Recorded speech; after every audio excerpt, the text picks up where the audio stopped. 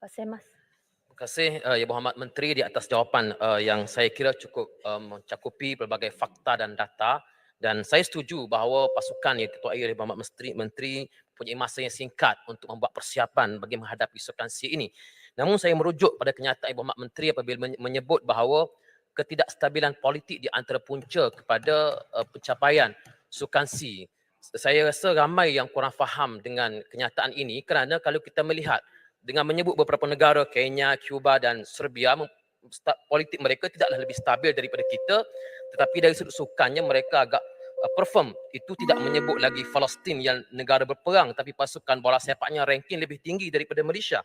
Jadi soalannya, kalau Ibu Mak Menteri menyebut ketidakstabilan politik itu menyebabkan pencapaian dalam sukan itu terjejas, apakah yang dilakukan oleh Ibu Mak Menteri untuk masa ke depan bagi memastikan bahawa apa jua yang berlaku di dalam politik tidak menjejaskan sukan, kerana sukan ini milik semua. Terima kasih. Terima kasih Yang Berhormat, saya sudah jangka soalan ini akan timbul.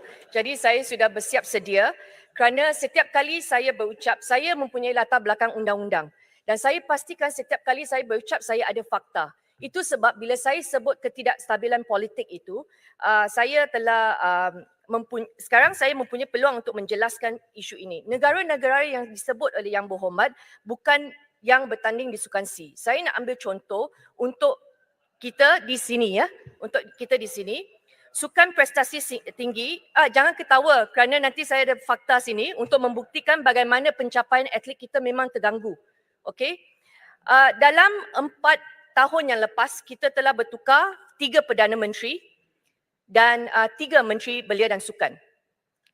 Sejak Mei 2013, Menteri KBS pada masa itu KJ mempunyai 61 bulan untuk buat persiapan sukan-sukan. Julai 2018, Syed Saddiq mempunyai hanya 20 bulan untuk membuat persiapan sebelum langkah Sheraton berlaku. Kemudian Rizal Merican 18 bulan. Peja Faizal Azumu dengan izin 16 bulan. Dalam 4 tahun, 3 menteri bertukar-tukar dan setiap kali kita bertukar ada penukaran board members dengan izin, budget juga dan fokus. Saya nak petik satu peristiwa sahaja khas ya untuk ini. Dalam butiran bajet 2022 yang dibentangkan pada Oktober 2021, tidak ada dinyatakan peruntukan yang diberikan untuk program podium bagi tahun 2022. Ini telah menyebabkan pihak Majlis Sukan Negara terpaksa menyusun semula program persediaan atlet ke arah tamasya sukan utama bagi tahun 2022, antaranya Sukan C Vietnam, Commonwealth Games, Birmingham Games, Asian Games dan untuk China. Untuk tahun ini Asia Games. Kesannya seramai 220 orang atlet tidak dapat meneruskan latihan memandangkan tiada peruntukan khusus diberikan untuk pelaksanaan program latihan senior di bawah program podium. Pada masa yang sama, MSN terpaksa mengagih dan menggunakan peruntukan dalaman bagi memastikan allowance latihan atlet dan gaji jurulatih diteruskan tanpa penangguhan untuk tidak menjejaskan prestasi atlet yang sedang dalam latihan. Keadaan ini berlarutan bagi tempoh 2 bulan dari Januari hingga Februari 2022. Kementerian mengambil inisiatif memohon kepada Kabinet untuk mendapatkan peruntukan program podium dan telah dipersetujui di bawah rancangan Malaysia ke-12 sebanyak 240 juta dari tahun 2022 hingga 2025 iaitu 60 juta setahun pada 23 Februari 2022. Setiap kali kita ada perubahan seperti ini apabila ada allowance tertangguh dan gaji jurulatih juga tertangguh kerana bajet ini tak ada. Okey, ini memberi kesan kepada latihan mereka kerana ada yang perlu ke luar negara dan saya ada bincang dengan atlet dan persatuan. Betul mereka menyatakan dalam 4 tahun ini sementara kita sibuk di sini berpolitik dan negara-negara jiran kita telah maju ke hadapan. Okey, untuk saya senang menjawab, saya boleh sahaja bagi semua beban jawapan dan alasan saya letak pada Persatuan Sukan Kebangsaan. Tapi saya percaya itu adalah tanggungjawab, tindakan yang tidak bertanggungjawab kalau saya tidak menyebut bahawa keadaan politik di Malaysia juga telah memainkan peranan. Salah satu faktor, saya bukan kata semuanya adalah kerana ketidakstabilan politik, tetapi kita mesti memperakui dalam 4 tahun yang lepas, selepas langkah Sheraton, memang ada banyak usaha yang kerajaan telah lakukan pada masa itu untuk membantu ekonomi, untuk membantu pendidikan. Semuanya terganggu kerana ketidakstabilan politik. Itu adalah fakta dan saya telah berikan dan direkodkan dalam Hansard. Terima kasih.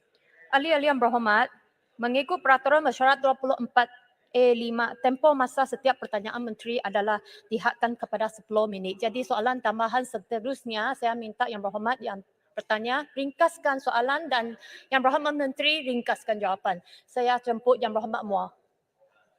Terima kasih. Isu kesuntukan dana akan berterusan. Lazimnya Kementerian Belia dan Sukan ini akan jadi kementerian yang terakhir mendapat dana tambahan dan kementerian yang pertama ditolak dana apabila negara melalui situasi kegawatan ekonomi ataupun masa zaman pandemik. Persoalan saya, pada tahun 2019, selepas perundingan dibuat bersama dengan syarikat Coca-Cola, khususnya dengan Kementerian Kewangan yang berada di depan dengan saya ini, dengan Perdana Menteri pada masa tersebut, kerajaan telah pun bersetuju untuk menyalurkan dana khas 30 juta ringgit setiap tahun melalui cukai gula yang diperkenalkan untuk memastikan bahawa KBS sentiasa ada dana yang khusus yang disalurkan untuk tujuan pembangunan sukan. Persoalan saya, selepas kerajaan bertukar, apa jadi kepada dana khas melalui cukai gula yang berjumlah 30 juta ringgit setiap tahun ini? Terima kasih. Terima kasih yang berhormat Muar. Saya sebenarnya ada tanya mengenai dana-dana ini dan saya telah difahamkan selepas yang berhormat tidak lagi menjadi menteri, dana itu tidak disalurkan kerana itu berbentuk one-off sumbangan tersebut, cukai tersebut. Jadi kita sedang mencari usaha sekarang untuk membanyakkan lagi dana. Saya nak jawab sekejap saja Pasir Mas tadi, apakah langkah yang kita akan lakukan untuk pastikan ketidakstabilan politik ini tidak akan mengganggu prestasi atlet kita. Kita telah wujudkan Jawatankuasa Road to Gold dan kita telah masukkan bekas atlet Persatuan Sukan Kebangsaan dan juga administrator sukan yang berpengalaman untuk pastikan walaupun menteri berubah, kalau ada sekali lagi, tetapi saya percaya dengan majoriti kuat di Parlimen tidak akan berlaku dalam jangka masa 5 tahun ini. Kita boleh bekerjasama dengan Majlis Olimpik Malaysia, co-chair Olympic Council dan bersama-sama membina satu langkah 2 cycle Olimpik untuk bantu atlet kita berlatih dan mendapatkan infrastruktur yang mencukupi. Dengan adanya co-chair Majlis Olimpik Malaysia, walaupun tak ada menteri, jawatankuasa itu tetap boleh berjalan untuk pastikan tidak ada lagi gangguan kepada latihan atlet kita. Terima kasih. Menteri, bahasa mudahnya menteri, jangan Dulu tebuk